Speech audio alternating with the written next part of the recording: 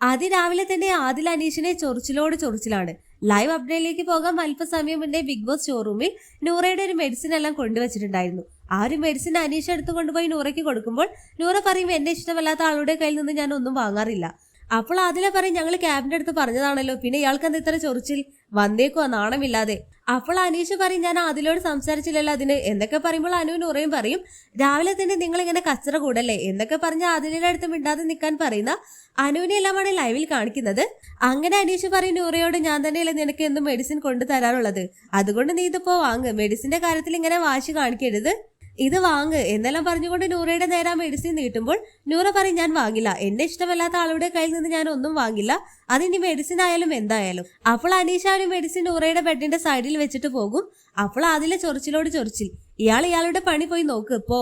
അപ്പോൾ അനീഷ് പറയും, അതിലല്ല തീരുമാനിക്കേണ്ടത് എന്നെല്ലാം പറയുമ്പോൾ ഷാനവാസ് ചോദിക്കും, എന്താ നിങ്ങളുടെ പ്രശ്നം?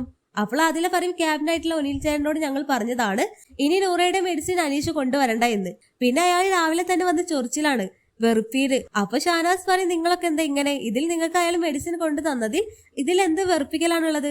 അപ്പോൾ അതിലെ പറയും, ഓ ചെങ്ങായി വന്നു, അനീഷിന്റെ ഫ്രണ്ട് ആണല്ലോ ഷാനവാസ്, അതുകൊണ്ട് ഓ ചെങ്ങായി വന്നു എന്നൊക്കെയാണ് ഷാനവാസിനോട് പറയുമ്പോൾ ഷാനവാസ് പറയും, നീ പോയി പണി നോക്ക്, കുറച്ച് മുട കൂടുതലാണ് നിനക്ക്, ഒരു മെഡിസിൻ എടുത്തു തന്ന ഇത്ര അപരാധമാണോ, കുറച്ച് ഓവറാണ് നീ ഇപ്പോ. അപ്പോൾ അതിലെ പറയും, കുറച്ച് ഓവറായാലേ എല്ലാരും ശ്രദ്ധിക്കുള്ളൂ. ഓ അങ്ങനെയാണോ, അങ്ങനെയാണെങ്കിൽ ഇനി ആ ഭാഗം ഞാൻ നോക്കില്ല എന്നെല്ലാം പറഞ്ഞുകൊണ്ട് ഷാനവാസ് അവിടെ നിന്ന് പോവാണ്. അതിലിപ്പോ വന്ന് നല്ല വെറുപ്പിക്കലായിട്ടുണ്ട്. ഒരു മെഡിസിൻ ഒക്കെ എടുത്തു തന്ന ഇത്ര വലിയ കുറ്റമാണോ? അതും നൂറയ്ക്കാണ് മരുന്നെല്ലാം എടുത്തു കൊടുത്തത്. അതിലൊരു കാര്യമില്ലാതെ വെറുതെ കിടന്ന അതിലവിടെ അനീഷിനെ ചൊറിച്ചിലോട് ചൊറിച്ചിലാണ്. നൂറ തന്നെ അതിലയുടെ അടുത്ത് പറയുന്നുണ്ട്, മോൾ എന്തിനാ അതിൽ ഇടപെട്ടത്, എനിക്കറിയില്ല എന്താ പറയേണ്ടത് എന്ന്. മോൾ അതിൽ കയറി കളിയാക്കി വെറുപ്പിക്കല്ല വേണ്ടത് എന്നല്ല നൂറ അവിടെ അതിലോട് പറയുന്നുണ്ടെങ്കിലും ഞാൻ ഇനിയും പറയും എന്നവിടെ അതില പറയാണ്. അതിലിങ്ങനെ പോവാണെങ്കിൽ അതിലധികം വഴുകാതെ തന്നെ പുറത്താകും. ഒരു നല്ല ഗെയിമർ ആയിരുന്നു അതില. ഇപ്പോൾ ഓരോ ദിവസം കൂടുന്തോറും പുറകിലോട്ടാണ് അതിലയുടെ ഗെയിം എല്ലാം പോകുന്നത്. എല്ലാം നമുക്ക് കാത്തിരുന്ന് കാണാം. ലൈവ് അപ്ഡേഷൻ നമ്മുടെ ചാനലിൽ ഉണ്ടാകും. ആദ്യമായിട്ട് കാണുന്ന പ്രേക്ഷകരാണെങ്കിൽ യൂട്യൂബ് ചാനൽ സബ്സ്ക്രൈബ് ചെയ്യാൻ മറക്കേണ്ട.